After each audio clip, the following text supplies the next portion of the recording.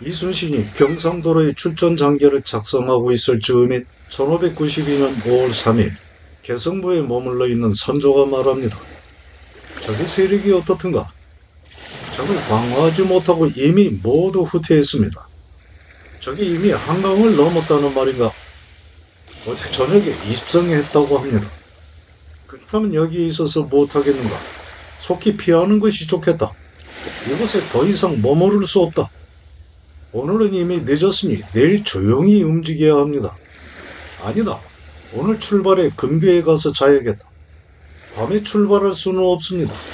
사람들이 보면 반드시 두려워하게 될 것인데 그렇게 되면 뜻밖의 변이 생겨날 수도 있습니다.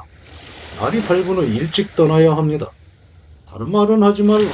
속히 출발하라. 어쩔 수 없겠습니다. 등산을 거치지 않는 다른 길이 있는가? 영천에서 자비령으로 가는 길이 있지만 매우 험난한 길입니다. 평양에는 이룰 수 있는 길인가? 평양으로 가고자 하신다면 가능한 길입니다. 황해도 관찰사를 먼저 보내 인심을 수습하도록 해야 합니다. 사람들이 놀란다면 모두 흩어져 도망할 것입니다. 우성이 모든 일을 준비하도록 하라. 서울의 창고가 모두 다 타버렸으니 취할 것 없는 적들은 반드시 재촉해 이곳으로 올 것입니다. 그렇다. 속히 나가 일을 준비하라. 도성을 떠날 때 이미 옥문을 열었으니 지나는 곳마다 살인범과 도적을 제외하고는 모두 방면하는 것이 어떻겠습니까? 대신들과 의논에 처리하라. 선조는 기어코 개성부를 떠나 밤에 근교역에 도착합니다. 선조는 이미 여차하면 중국 땅이 되어 있는 요동으로까지 넘어가 망명할 생각까지 품고 있었는데요. 난을 당하게 되면 임금은 마땅히 싸움을 독려해야 하고 신하는 당연히 나라를 지키고자 목숨을 내놔야 합니다. 전하께서 만약 요동으로 건너가실 생각을 안 하신다면 신들이 어찌 살고자 하여 성을 지키지 않겠습니까? 신들은 천한이 초체의 지심을 볼 때마다 걱정되는 마음을 누를 길이 없습니다. 적병의 수는 얼마라든가? 반은 우리나라 사람이라고 하던데 과연 그러한가? 확실히는 알 수 없습니다. 이즈음이 되어서는 임금을 호위하는 군사들도 하나둘 도망하고 말과 가마를 관리하는 인원들 또한 달아나 몇 명 남지 않게 됩니다. 사관원과 사헌부의 관원들마저 뒤로 쳐져 하나둘씩 없어지게 되는데 개성을 떠나 4일 후인 5월 7일에 선조는 평양에 도착합니다. 평양에 이르러 우선 두 다리를 펴게 된 선조가 명합니다. 내가 먹을 음식은 모두 생물로 만들 것이며 가지수도 많고 풍족하면서 먹을만하게 만들도록 하라.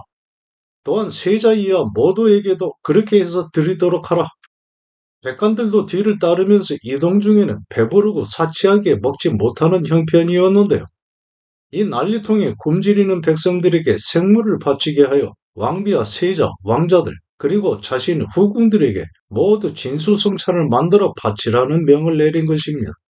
그 명에 따라 이날부터 선조와 함께 이동해온 후궁들과 왕자들 및 왕자의 부인들에게는 하루에 3끼니씩을 꼬박꼬박 차려바치고 그들의 시중을 들어야 하는 시녀와 나인들은 모두 2끼니만 먹어야 했습니다.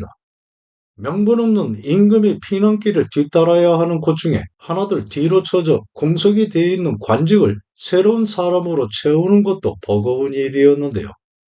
임시로 대사관 직책을 수행하고 있던 행대사관 이헌국과 행대사원 김찬 그리고 그 밑에 간관들이 모여 더 이상 참지 못하고 집단으로 아랩니다.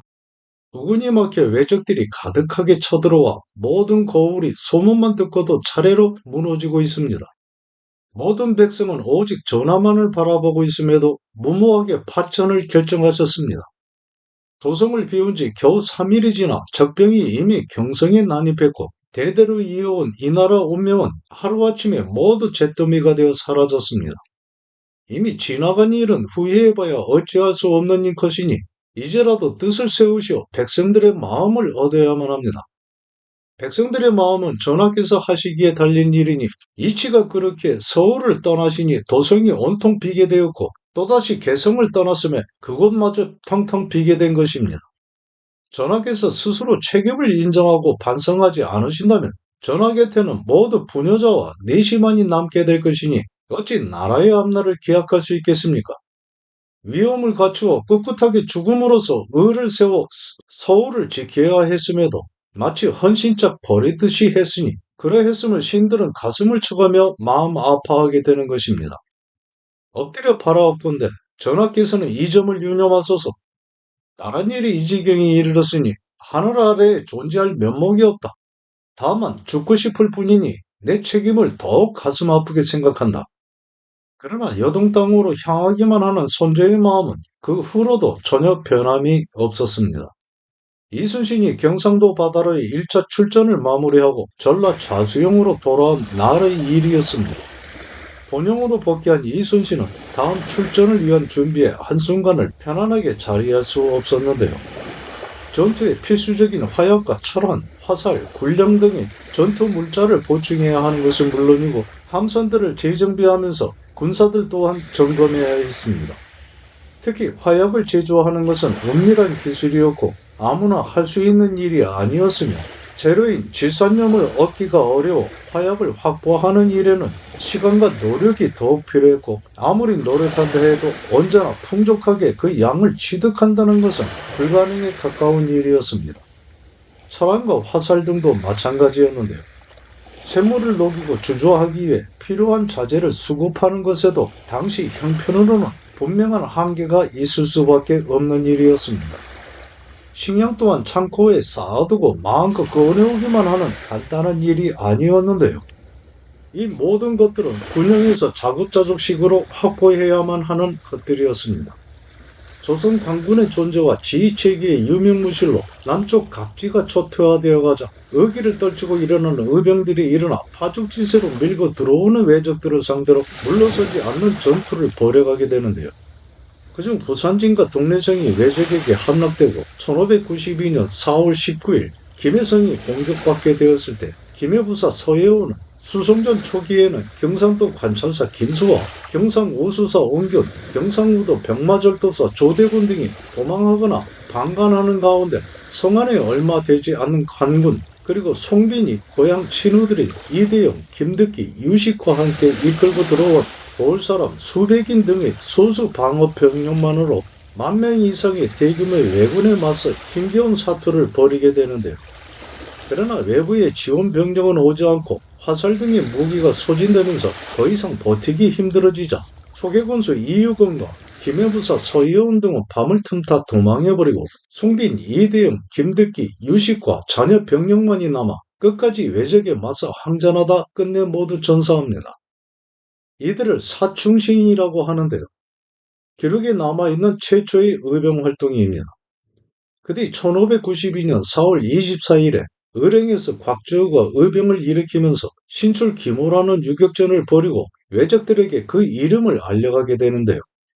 경상우도 초유사 김성일이 보고합니다. 초유사는 전란 등 위기에 처했을 때 민심을 수습하고 의병활동을 독려하는 임시 직책이고 김성일은 임진란 전에 통신사가 되어 일본에 다녀왔다가 왜적의 침략은 없을 것이라고 말했던 바로 그 부사 김성일입니다.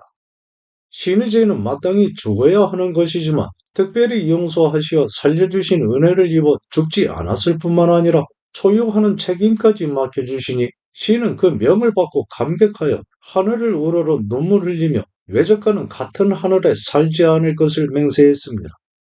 경상우도에서는 도망하거나 패배하여 사방으로 흩어진 군사뿐만 아니라 신분을 가릴 것 없이 거의 모든 백성이 산속으로 들어가 새나 짐승처럼 숨어 있는데 아무리 반복해서 설득해도 누구 하나 나서는 사람이 없었습니다.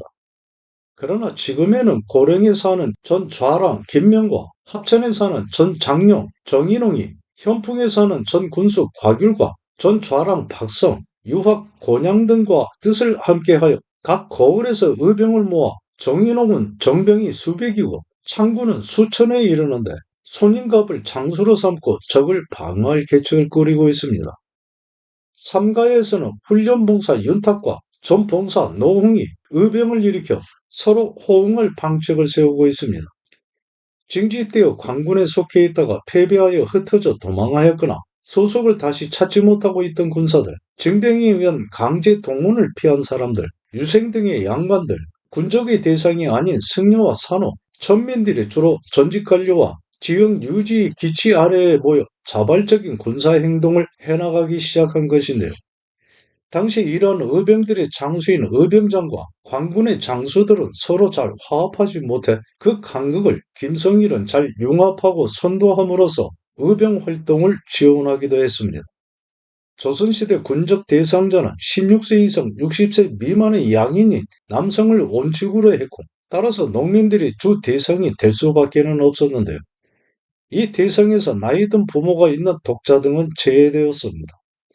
임진란 당시 조선의 군정은 더욱 문란하여 정리되지 않은 군적으로 인한 부당한 군역 강요와 세금 징수 등은 백성들 온성을 더욱 키우는 한 원인이 되기도 했습니다. 여러 의병장 중에서도 곽재우는 다혈질적인 성품과 독특한 성향으로 돋보이기도 했는데요. 경상우도 초유사 김성일은 이에 대해서도 보고합니다. 목사를 지낸 과골의 아들로 의령에 사는 유생 곽재우는 일찍이 활쏘기와 말타기를 익혔고 집이 원래 부유했는데 전란이 발생했다는 소식을 듣고는 집안의 재산을 모두 쏟아부어 의병을 모아 그 밑에 꽤 많은 장사를 두고 있었습니다. 제일 먼저 군사를 일으켜 초기의 빈성에 들어가 병장기와 군량을 취해 나왔는데 합천군수 전현용이 도적으로 인해 관찰사와 병마 절도사에게 급히 알렸지만 도사 김영남의 말을 들은 관찰사 김수가 도적이 아님을 알고 신에게 알려 신이 공문을 보내 곽재우를 불렀더니 며칠 후에 단성현으로 와 보게 되었습니다. 신이 살펴보니 그 사람은 비록 담력과 용맹함은 갖추었지만 깊이 생각하지 않고 멀리 헤아려 보지 않아 아무런 대책도 없이 큰 소리를 높이기도 했습니다. 패배하고 도망한 수령이나 장수의 소식을 들으면 반드시 참수해야 한다고 말하는데 관찰사와 병마 절도사를 향해서도 불손한 말을 많이 하여 그를 비방하는 말들이 들끓게 되어 곽재우를 미친 도적이라고 말하기까지 합니다. 이렇게 위급한 때에는 이런 사람을 잘 설득해 자신의 역할을 하게 하면 도움이 될 것이기에 즉시 동현으로 가게 하여 돌격장이란 칭호를 주어 왜적들을 공격하게 하였더니 곽재우는 그 아비가 북경에 갔을 때 명나라 황제에게서 받은 붉은 비단으로 만든 공복을 입고서 밑에 장사들을 거느리고 의령령과 낙동강 주변을 거리낌 없이 다니면서 왜적을 발견하면 그 수를 망라하고 반드시 말을 치닫게 해 돌격하니 화살을 맞는 적이 많아 곽재우가 나타나면 감히 맞서 싸우지 못하고 퇴각하여 도주합니다. 왜적에게 포로되었다가 돌아온 사람이 말하기를 이곳에는 홍위 장군이 있으니 마땅히 피하고 조심해야 한다고 했다 합니다. 곽재우의 활약으로 의령현 사람들이 조금은 마음을 놓게 되었으니 그의 광망하고 경솔한 언행은 염려스럽지만 더욱 다독여 힘을 다할 수 있도록 신은 두고 살피고자 합니다. 대대로 부유한 집안의 후손이었던 곽재우는 외가 또한 부유했는데요. 부인은 상조 김씨로 조식이 외손자였고 곽재우는 조식으로부터 학문을 배우고 익히면서 그의 선비다운 기품을 체습하게 됩니다. 조식은 퇴계 이항과 더불어 영남화포에 거두로 일찍이 관직을 멀리하고 초야에 묻혀 학문하기에만 몰두했는데요. 조식의 영향을 받은 곽재우 또한 처음부터 벼슬에 연연하지 않았고 임진왜란이 끝난 후에는 권모술수가 난무하는 현실 정치에서 더욱 멀어져 생활하다 1617년 광해 9년에 64세의 나이로 사망합니다. 곽재우는 어느 한 지역에 진을 형성하고 적을 맞아 전투를 치르기보다는 장소에 얽매이지 않고 자유로 이동하면서 적을 공격하고 철수하는 식의 유격전술 구사하기를 선호했습니다. 어차피 질 전투는 피해 다음을 기약하고 중과부적인 왜적을 상대로 지키는 싸움을 벌이는 것은 실리적인 일이 되지 못한다고 생각했기 때문일 텐데요. 당초 경상도 관찰사 김수가 왜적과 전투를 벌이지 않고 태각만 하는 것에 분노해 처음 의병을 일으킬 때 김수에게 경문을 띄워 그 잘못을 일일이 열거하며 장차 뵐 것임을 말하자 김수는 그 사실을 조정에까지 보고하여 각저의 그런 행동을 마치 역적인 듯이 말해 비변사의 여러 사람들도 의심할 정도로 강직한 성품을 누리려 하지 않았습니다. 곽재우 또한 김수의 그런 행동에 맞서 김수의 죄를 나열하여 상소문을 만들기도 했으니 처지가 곤란해진 김수가 김성일에게 곽재우의 기세를 가라앉힐 것을 말했던 것입니다. 진주에서도 유생이 중심이 되어 의병을 일으키고 있음을 말한 김성일은 경상도 내의 병마절도사와 수군절도사 등의 장수들이 적을 피해 흩어질 때는 창고에 있던 군량을 불태우는 것은 물론이고 전투를 대비해 쌓아두었던 무기들도 모두 폐기해버려 비록 의병을 모았어도 먹이지 못하고 나누어줄 병기조차 없어 그대로 다시 흩어져 버리지만 달리 병기와 군량을 구해낼 방도가 없음을 탄식하기도 했습니다. 이미 경상자도와 우도를 연결하는 길이 모두 끊어져 적들의 행방조차 파악할 수 없다고 한 김성일은 경상우수용의 실정에 대해서도 말합니다. 경상우수용은 수사인 옹균과 우후가 스스로 군용을 불사르고 우후는 간 곳을 알 수 없으며 옹균은 배 한 척을 타고 떠돌다 지금은 사천 해포에 은신하고 있는데 적군 수십 명 외에는 군사가 한 명도 없는 상태입니다. 시인이 판단하기로는 비록 고성이 함락되었지만 적이 이미 돌아갔고 군량 또한 남아있어 만약 우수사 옹균이 들어가 운거하여 성을 지킨다면 흩어진 백성들을 다시 모을 수 있을 것이기에 두 차례나 옹균에게 통문을 보냈습니다. 그의 옹균이 4월 19일에 성으로 들어갈 계획을 하고 고성형 경내에 배를 대었는데 전일에 있었던 외적 100여 명이 배반은 우리 백성을 이끌고 와서 다시 성을 차지해 결국 들어가지 못했습니다. 임진강 방어선마저 무너져가고 선조는 평양성에 머무르고 있을 때 이순신은 경상도 바다로의 2차 출전을 준비하면서 전라우도 수군의 합류를 기다리고 있었습니다.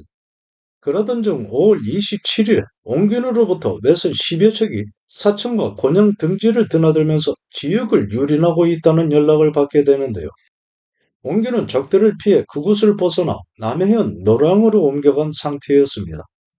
이미 전라 우수사 이혁기에게는 6월 3일까지 전라 좌수영 앞바다에 이를 것을 통보한 상태였지만 뒤를 따라 합류할 것을 다시 알리고 외적의 세력이 더욱 강성해지기 전에 적을 찾아 경멸해야 할 필요성을 크게 느낀 이순신은 5월 29일에 전라 좌수군의 판호선 23척만을 거느리고 경상도로의 출정을 감행합니다.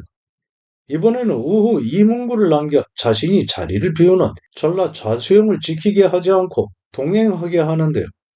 대신 전 만호인 군관 윤사공을 유진장으로 삼아 진영을 지키게 하고 77세의 나이로 좌수군의 조방장이 되어 참전하고 있는 대선배 정거를 흥양현에 머무르게 하여 지휘할 장수가 없게 되는 각 진과 포구의 방어를 담당하게 하면서 상황 변화에 따라 즉각적으로 대응할 바에 대해 엄중히 당부합니다. 적들의 침입이 내륙으로 전라 자도에 더 근접해옴에 따라 정글이 몸에 배어있는 실제 상황에 대한 경험을 살리고자 한 것인데요. 흥양현은 정글의 고향인 전라남도 고흥에 있었고 이순신은 그만큼 대선배이면서 백전노장인 정글을 신뢰하고 의지한 것입니다. 이후 정글은 충청수사가 되어 행주대첩에서도 큰 공을 세우고 고향인 고흥으로 돌아와 있다가 정유재난이 발생한 1597년에 83세로 숨을 거둡니다. 29일 전라 좌수군 함대를 출발하게 하여 당일 노량 한바다에 이르자 그 도착을 기다리면서 하동 선창에 머무르고 있던 옹균은 단 3척의 전선을 거느리고 급히 노를 저어와 합류합니다. 옹균을 상대로 적의 움직임에 대한 상세한 사항들을 물으면서 듣고 있을 때 전라 좌수군의 출현을 알게 된 외선 한 척이 곤양에서 나와 사천 연안을 따라 도주해 가자 선봉에 있는 장수들에게 끝까지 쫓아 잡을 것을 지시하니 전부장인 방답첨사 이순신과 남해연령 기호군 등이 쫓아가 적선을 포획하였고 적들은 육지로 도망하여 화포를 쏴 격파하고 불에 태워 침몰시킵니다. 사천포구에 이르니 이순신의 접근을 파악하고 있는 외적 400여 명은 이미 해안을 따라 길게 뻗어있는 가파른 산줄기 위에 올라가 마치 뱀처럼 길게 늘어서서 진을 치고 붉고 흰 깃발을 어지럽게 꽂아 바람에 나부끼게 하면서 그 위세를 크게 보이고 있었는데요. 왜군들의 전형적인 심리 전술이었습니다. 산줄기 가장 높은 봉우리에는 별도의 장막을 설치해놓고 그곳에 대장이 위치하여 작전을 지휘하고 있는 듯이 여러 적들이 분주하게 드나들고 있었습니다. 일부 전투병력이 높은 산줄기에 올라가 지형의 이점을 이용해 조선 수군을 공격하고자 한 것이었는데요. 누각이 있는 외선 12척을 적병들이 늘어서 있는 산줄기 아래에 정박해둔 상태였으며 산줄기 위에 왜군들은 조선 수군들을 내려다보면서 함성을 지르고 칼을 휘두르면서 얕잡아 보는 듯이 행동하고 있었습니다. 누각이 있는 외선은 대형 전선인 아타케본에 즉 안택선으로 큰 것은 조선의 판옥선을 능가하는 것이기도 했습니다. 배들을 해안에 줄지어 정박해둠으로써 조선 수군이 공격함에 공간적 한계를 설정하여 그 효과를 감소시키면서 산등성이와 배에서 동시에 협공을 가하겠다는 심산인 것이었습니다. 때마침 물때가 썰물이 진행되어 판옥선과 같은 큰 배가 해안 가까이에 이르는 것이 어려워진 시간이었는데 조선의 함선들이 모두 외선들을 향해 접근해갔지만 이미 물이 많이 빠져있어 화포와 화살이 사거리에 이르지 못해 공격하지 못하고 있는 상황에 날도 서서히 저물어가기 시작합니다. 조선 수군이 공격하지 못하고 주춤거리자 힘을 얻은 적들은 더욱 기세를 올려 함성을 지르고 멸시하는 태도를 그치지 않았는데요. 시간을 더 지체할 수 없었던 이순신은 장수들에게 신호를 보내고 뱃머리를 돌려 한바다로 빠져나갈 것을 명합니다.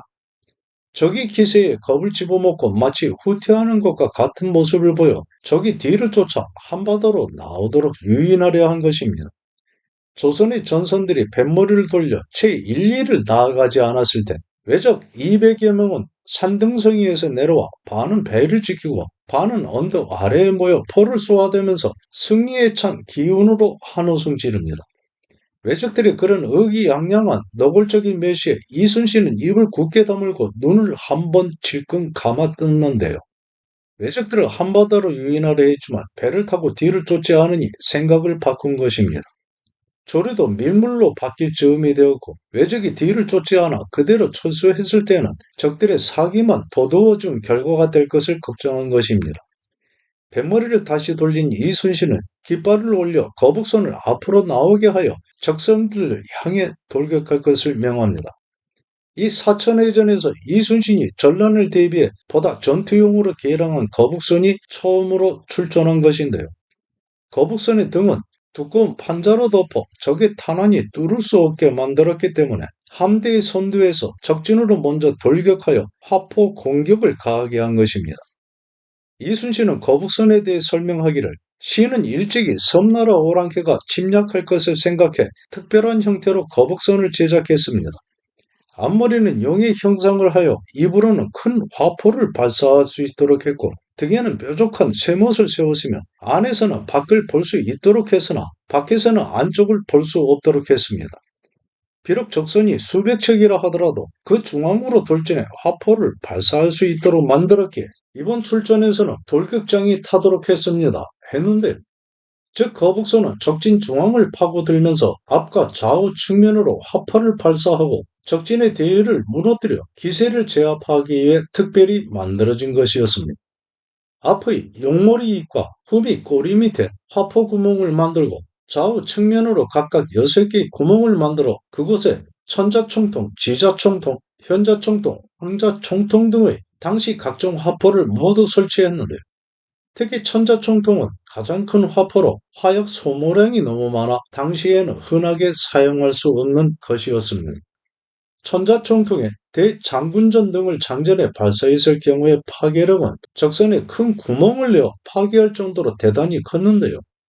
정박해 있는 왜적의 배들을 향하며 거북선에서 모든 화포를 일제히 발사하자 산등성이의 매선들, 그 주변에 진을 친 왜적들 또한 어지럽게 탄환을 발사하며 맞섰는데 쏟아지는 비처럼 남발하여 날아오는 적 탄환 사이로 왜적들 틈에 끼어 함께 조총을 발사하고 있는 조선인들의 모습이 이순신의 눈에 확연히 띄게 됩니다.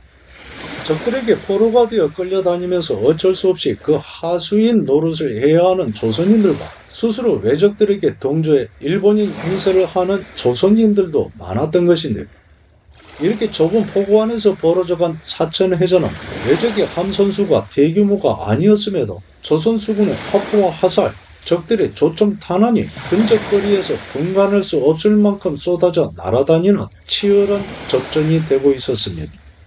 외적들의 기세가 살아오르는 것을 용납할 수 없었던 충무공 이순신의 임전무태 정신은 해안의 적들을 모두 몰살하고자 하는 굳은 전투 의지가 되어가고 있던 것인데요. 그런 조선수군의 맹렬한 공격에 감당하지 못하게 된 외적들이 점차 물러서기 시작하자 이번 출전에서는 우척후장이 된 사도첨사 김한은 적들 틈에 섞여있던 조선의 어린 소녀 한 명을 구출했고 참태장인 전 첨사 이용화는 쓰러진 외적의 머리를 적들이 보는 앞에서 베어내니 하나 접근하지 못하는 외적들은 멀찍이 떨어져서 발을 구르고 소리 지르며 크게 울부짖을 뿐이었습니다. 국무장인 순천부사 권준, 중부장인 광양현감 어영당, 전부장인 방다천사 이순신, 후부장인 흥양현감 배흥립, 좌척구장인 녹도만호 정원, 우척구장인 사도첨사 김한, 좌별도장인 우후 이몽구, 우별도장인 여도공관 김인영, 한우장인 군관 가한책과 급제 송성, 참태장인 전첨사 이용화 등이 적진을 번갈아 드나들면서 공격하여 정박해 있던 외선 모두를 화포를 쏴 깨뜨리고 불에 태워 소멸시켜버립니다. 사천포구의 한정된 공간으로 인해 조선 함대를 구성한 각 부대가 번갈아 가면서 마치 훈련하는 듯이 적들을 공격하여 외선들 전부를 몰살해버린 것입니다. 임진란 당시 자발적으로 참전한 승려를 의병과 구분의 의승이라고 했는데요. 의승수군은 그런 의승으로 조직된 수군이고 별도장은 그런 의승수군을 지휘한 장수입니다. 이순신은 2차 출전에 앞서 의승들을 수군으로 받아들여 전력의 한 축으로 삼은 것인데요. 육지에서와 마찬가지로 수군 또한 필요한 군사를 확보하는 데 있어 많은 어려움이 있던 것입니다. 한우장은 전투가 끝난 뒤에도 후방을 경계하고 방어하는 임무를 맡은 장수입니다. 전투가 종료되어 가면서 이순신은 각 부대의 정예 군사를 뽑아 산속으로 숨어 들어간 적병들을 찾아 모두 베려고 했는데요. 그러나 깊은 생각 끝에 날이 저문 상황에서 숲속의 적들을 찾아 전투를 벌이며 아군들의 피해 또한 생겨날 것을 우려해 그만둡니다. 대신에 적들을 유인하기 위한 작은 배 2척을 남겨둔 채 뱃머리를 돌려 사천 포구를 빠져나와 밤중에 사천의 모자랑포로 옮겨 지인을 형성하여 밤을 보내며 남겨놓은 작은 배 2척을 타고 도망할지도 모르는 외적들을 공격하기 위해 멀리 이동하지 않은 것입니다. 이날의 전투는 치열한 격전이었는데요. 모두가 알아채지 못하고 있었지만 이순신은 전투 중에 이미 적의 탄환을 맞아 부상한 상태였습니다. 적의 탄환이 이순신의 왼쪽 어깨를 관통하여 등으로 빠져나간 것인데요. 나대용도 적 탄환을 맞고 이설 또한 적이 쏜 화살에 맞았지만 모두 심각한 부상에는 이르지 않은 것이 천만다행한 일이었습니다. 군사들 역시 부상자가 다수 발생했을 것인데요. 이날의 전투는 서로를 결단내고자 한 그만큼의 격렬한 싸움이었습니다.